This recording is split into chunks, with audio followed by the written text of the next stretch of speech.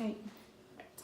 So this is my assessment of the passive range of movement of a thoracic limb and a canine. This is Maud, my Staffordshire Bull Terrier, Royal Microstaff. She'll be 2 this year. She's mad as a box of frogs, a bit like me. She's mainly used for fly balls. She does a little bit of agility, obedience when she wants to. She can be quite sassy, but she's pretty good. She's a bit nervous generally, so she might not sit for the whole of the assessment, but we'll just have a little go and see what happens. So come over here, Maudie, good girl. And you're going to lie down, aren't you? Come on, good girl. Good girl. Lie down, lie down. It's okay. Lie down, lie down. Down, Maud. Down, good girl. Stay. Stay. Good girl.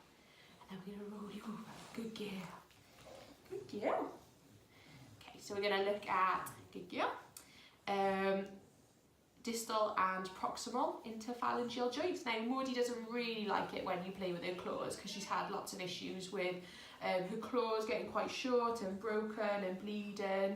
I think just because the level of exercise and intensity of exercise she does. Little beads are in your face, aren't they? So I'm just going to have a little look and just see how much we can assess. You there, Maud, good girl. I know, you're not making this very easy for me, are you? Right, good girl. Come on here, lie down. Lie down. Lie down. Good girl. Roll over. Stay there. Good girl. And then we're just going to look at both flexion and extension. I'm going to keep this quite brief. Flexion, extension, and they both feel fine. Good girl. Good girl. Yeah. They feel good, don't they? Yes. Good girl, I know. Come. Lie down. Down. Good girl. And then stay. Stay. Down. Stay. Good girl. I'm going to get you down. And then we get you to...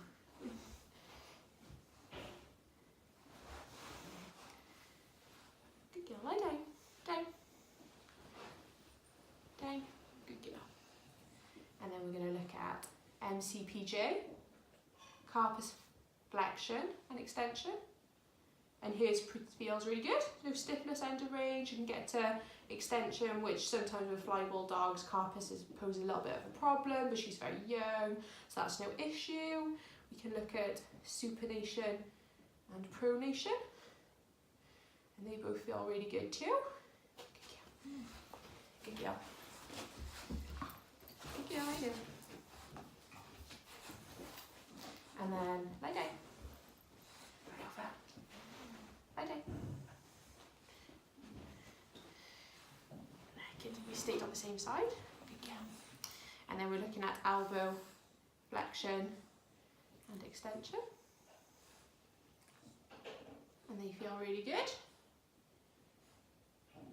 Lovely. And then we come and have a look at humeral extension and flexion, trying to minimise as much scapular movement as possible, bring the joint into shoulder into neutral, and then we can look at abduction and then adduction. Of course, we don't get true adduction in side lying just because obviously the bed gets in the way, so we can have a look at the standing if needs be. And then we've got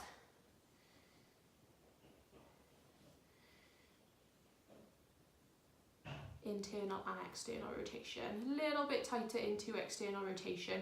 Would want to compare that left to right. More of a stretchy kind of end feel. More than anything, it's not a hard end feel. It will go. It feels soft tissue more than anything. So they're the shoulder movements. So I'm going to have a little look at scapular movements. So we've got cranial and caudal gliding at the scapula. Quite stiff, there's not a huge degree of movement. And then we've got dorsal and ventral gliding as well. And again, not a huge amount of movement, quite stiff. Again, feels more soft tissue restriction rather than any bony kind of limitation.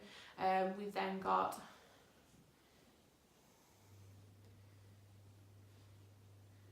protraction of the limb. Good girl. And then action of the limb.